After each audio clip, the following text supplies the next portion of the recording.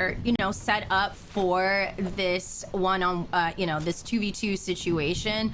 But, you know, the resources and, you know, this damage threshold, you know, it's something to always keep in mind. And knowing the way that Bella IGLs, you know, I'm sure she's just trying to keep faith, like, you know, composed, like, not yet. Let's just make sure. Let's keep, you know, because as an IGL, and I know you're a big IGL, I always feel like that is such an important role, especially in this type of tournament format, because, you know, if you're not cool and collected and if everyone's not on the same page, it's just gonna hurt you at the end. Absolutely. And I mean, here's another team that is actually above the damage threshold that doesn't have too much to worry about. And a team, it looks like, over to the west, but Nolik with 2 eliminations right now to her name, and looking like some good loot to work with here too as well. We already know how powerful Pack-a-Punch that MK is, but does spot and does take the shots there. So as we switch on back over to Sophia and Girly Bella, it looks like some engagements here too. Faith is in trouble. Oh, there we go. Definitely boxing herself in, kind of finding that upstairs area to help contest. Doesn't want to leave Girly Bella alone, but trying to find a situation to pull herself out just in case. Yeah, and that's just like heal and maybe just regroup, live another day. Yes, let's splash along. Let's not contest this. We are not ready. We are not equipped to do this. And, you know, just making sure protecting themselves as they rotate around. Here, picking up some of this loot over here will be beneficial because they will have the slurps in there. The legendary slurps are absolutely beneficial in any situation. And yeah, I think if anything, this is kind of like testing the waters, right? How is everyone's play style? This is our first drop of the event. So I always feel like it's either we're gonna give you and show off what we're able to do, or we're just gonna test the waters. So it looks like everyone's kind of testing the waters here. Yeah, most definitely. And for Sophie, I know that for Sophie and Turn Daisy, they actually have been kind of had a little banter talking about landing shady, but they couldn't. They changed their landing spot because they didn't want to contest with Moxie over by Shattered Slabs. So you see now they're not necessarily having the best of luck over here in this engagement with Nolik, but the engagements in, the rotations are out, and at least here, not a lot of W keying as we see, not a lot of aggressive plays because all of these teams still playing for placement. There's 89 teams still left, about 46 players, and this is a lot of placement here. I mean, obviously we are, you know, being consistent. I mean, you got some shots over here, hit for 33, 22. I mean, these are consistent. They're definitely peppering, letting them know like, hey, we see you, we know you're building. And, you know, even though they probably have eyes on that bush, they might not have anything to contest that with. So, and, you know, the ammo could be quite scarce right now. But you see Chloe Ames over here definitely keeping an eye on these different builds all the way around. Definitely has her MK, and there's that slurp right there that I talked about earlier. Definitely wanting to have one of those equipped in your inventory could be, I mean, completely a game changer in actually allowing your team to advance. yeah, and Chloe, that was an interesting team too, because she was actually previously with Crazy Mommy, who had left to join Angelina. There was a little banter that she left for clout, but you know, you're more comfortable with the duo. Chloe, she's a great builder. She's fast at switching, very good at close range, and she felt more confidence in Angelina. So we'll see if that was a better choice, as I believe Crazy Mommy now is playing with the Young God Smiley. So we'll see how those teams fare up. But here, Kelsey also too making another roster change this morning, who was previously playing with Yanni, but Yanni actually went to go play with a qualified player. So a little bit of more team switch ups here, but regardless, these ladies had put together the best possible rosters that they think could make it into that top 10 spot or even take the whole entire thing. But that's the thing here, pal, right? Which team will dethrone Vanessa and Somerset?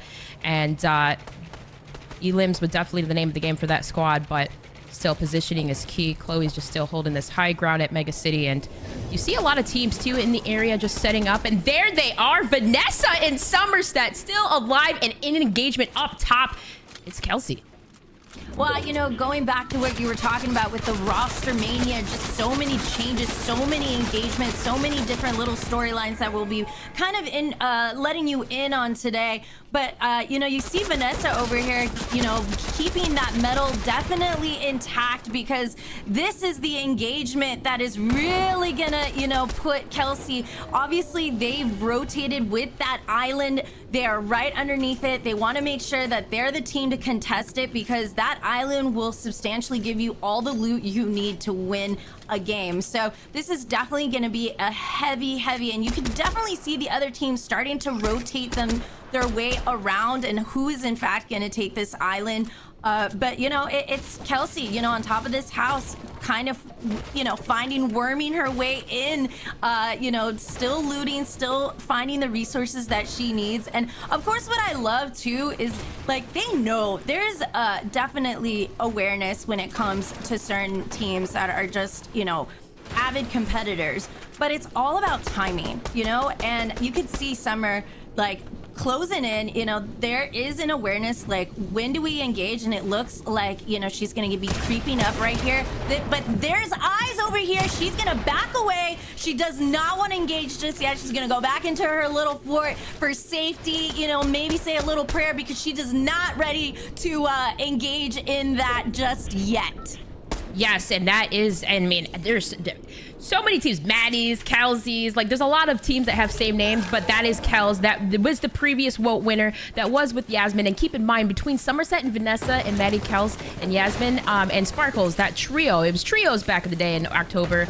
It was only 1 point, pal, that separated these two teams. So if anyone could have the potential to as well to take down Somerset and Vanessa, it definitely would be Kels. As well, I mean, you see, having to force to back down, Vanessa and Somerset can't necessarily engage just yet, but I mean, the high ground, we say that, we hear that, is king and across really any battle royales. And I mean, Kelsey has the positioning. Somerset just needs a little bit more resources here that she's just gathering, but I mean, and the good side is that they do have 490 metal, but regardless, getting what you can while you can is the name of the game, because they're really setting up for late game. That's where we're going to see a lot of the action go down. Yeah, I mean, it's also like engagement, right? You don't want to be knocked this early in the round and not have those placement points to your advantage.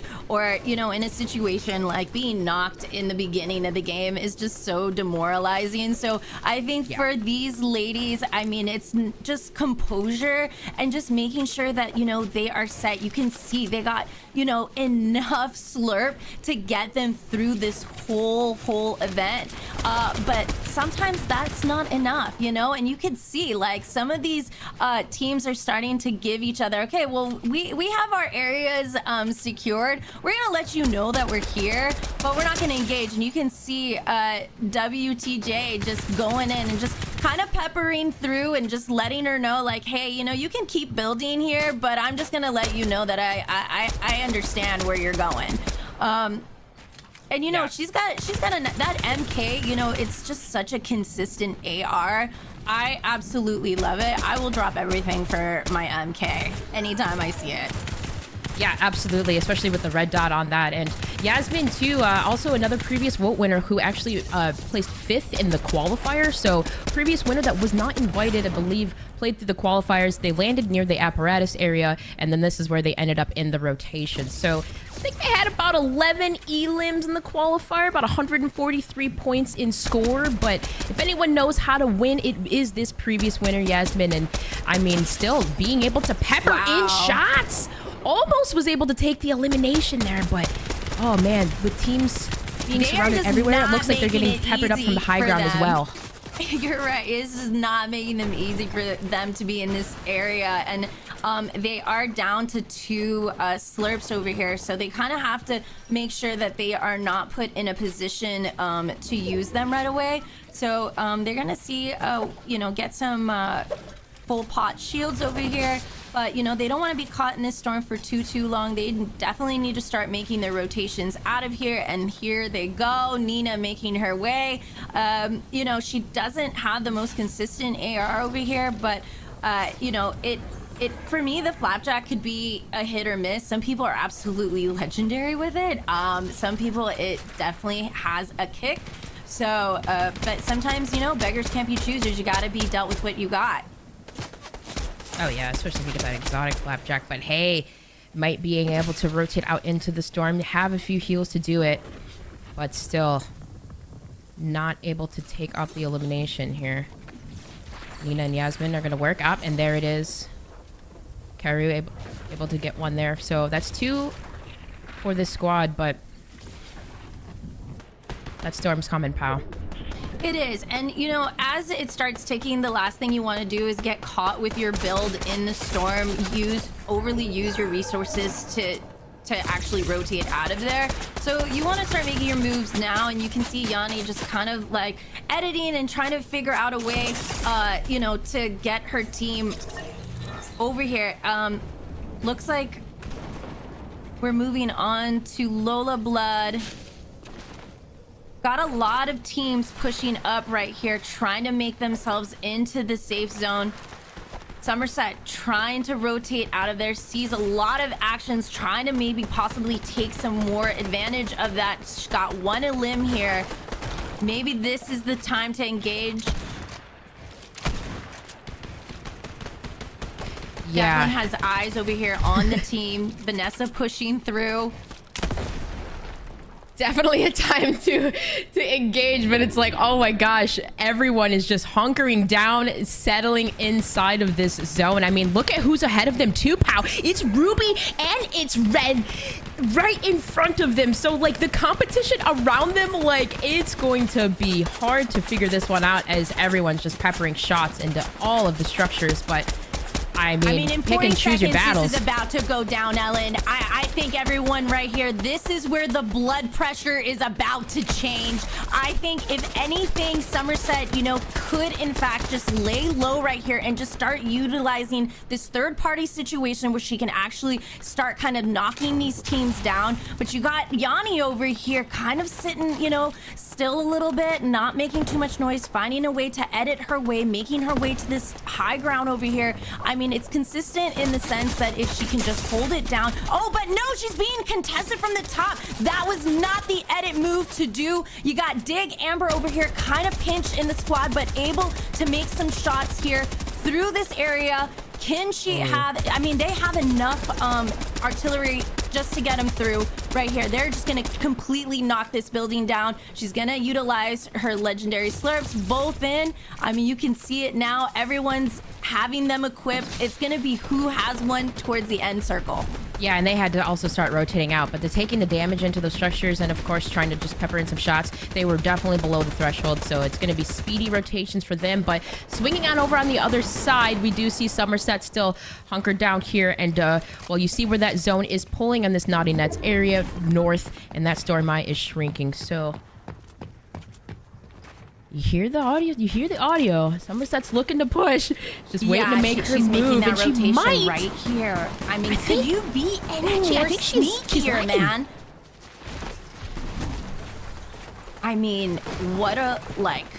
I mean, that if you, is she part cat? Because that was like super sneaky. Well, keep in mind, they are on the EU server, so I'm sure it's a little bit clunky for them, because, I mean, right in front of them, that looked like Batchy was, like, lagging or whatever. I don't know. Like, she just did not engage at all. It's like, hey, we're not going to take this. It was lagging for me, too, but, I mean, it doesn't matter. It's all going down right now. These ladies are trying to take and utilize this high ground to their advantage.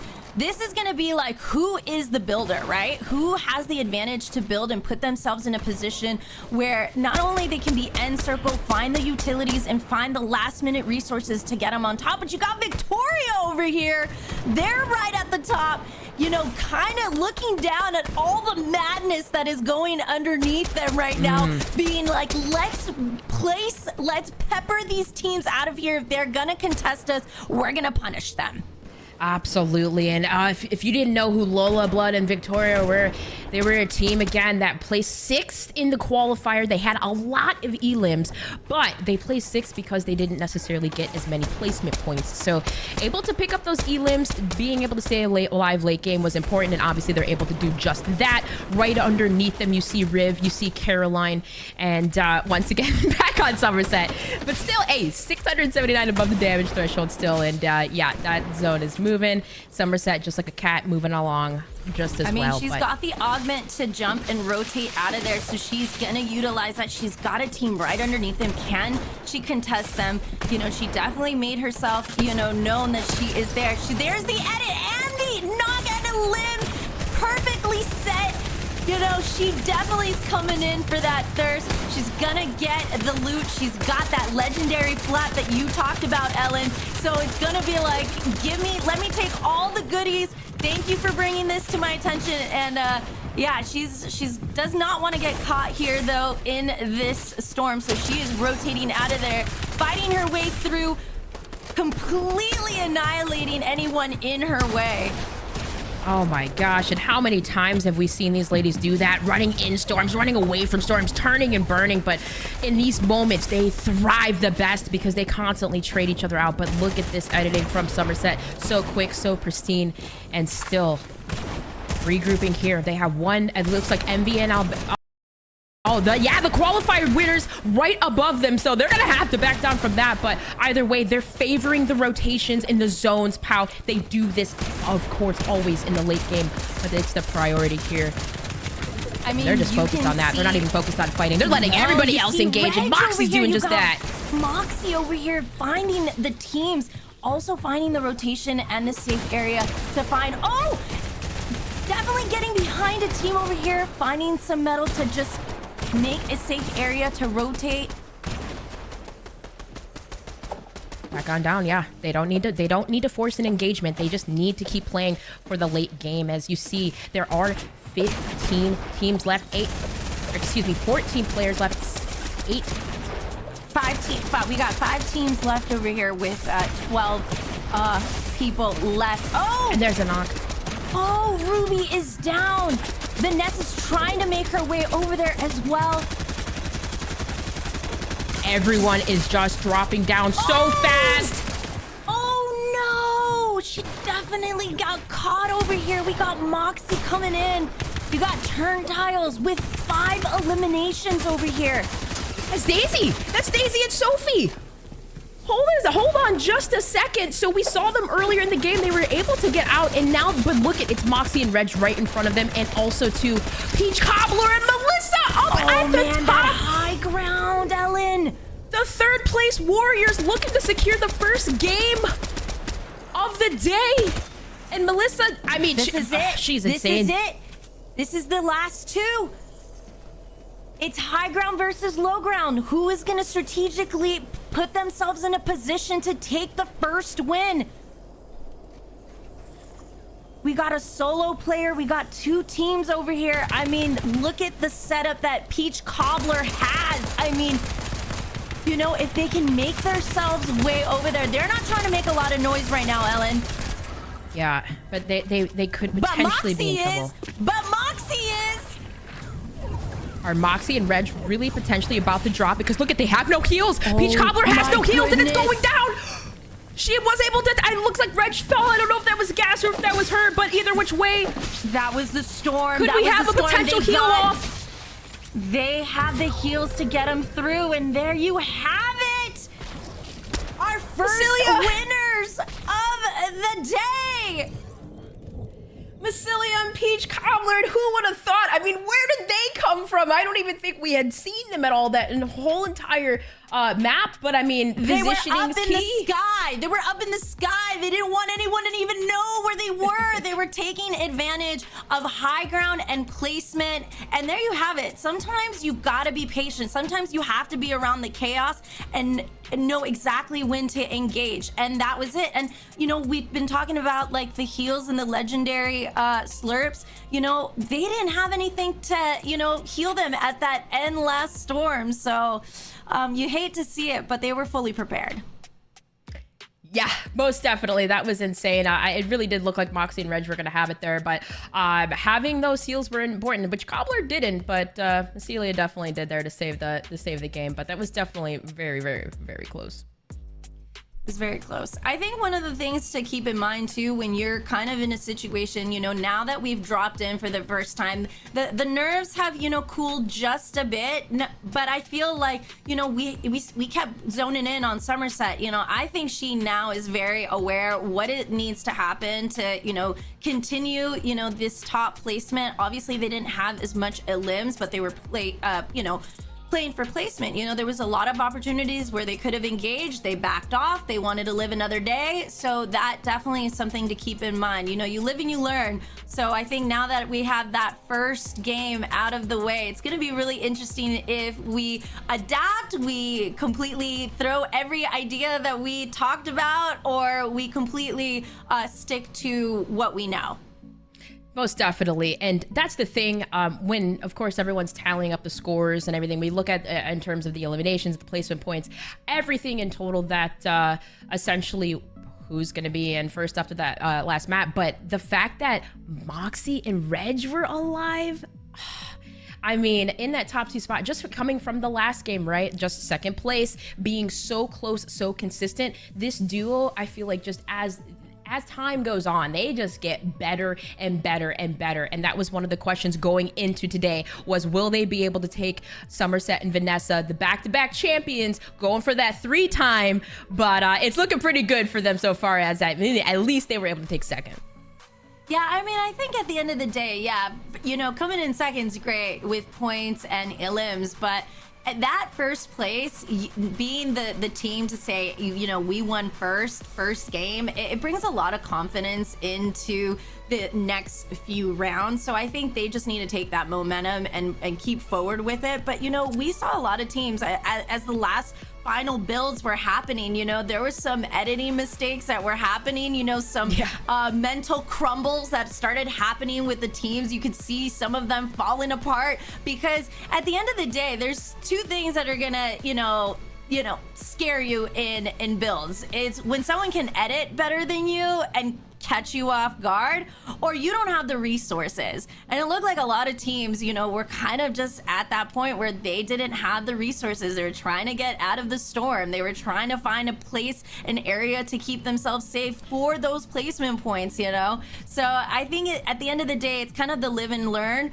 We got that game out of the way. How are we actually gonna go into the next game? And, you know, for some of these, like you said, we have some great legends returning into this game. So it's kind of like, okay, we're in a tournament. We got to wake up. This is a lot of money on the line here. So yeah. I think for that's going to change definitely for our next game dropping in. Absolutely. Well, I don't know about you, Pau, but I definitely want to hear what the host and what the analyst, what the desk has to say about it. Yes. Because that first game, it was definitely an interesting one for sure. What do you guys have to say about it? It was indeed the first game of 8, all wrapped up, and maybe no surprise as I take a look at the scoring that almost all of the teams that we highlighted at the open of the show are within that top 10. But, Gompers, we saw it was Massilia and Peach Cobbler. They had the positioning. They had the excellent game plan to execute toward the end to get that first victory royale. And with the 65 points they get for that placement, they are sitting in first place. Gompers, what did you think? Yeah, I mean, they managed to come on top. And the biggest reason why, obviously, you saw it was the heal-offs down in the end game. A lot of these players, again, taking the precautions of not taking those unnecessary fights. And I feel like that is what really boosted them to the position they were in. I did see a lot of slow start to the beginning of the game. Something I'm not necessarily used to, but it worked out for a lot of these players. They didn't need the eliminations to continue to carry themselves forward. It was Massilia and Peach Cobbler that really played this game to a T.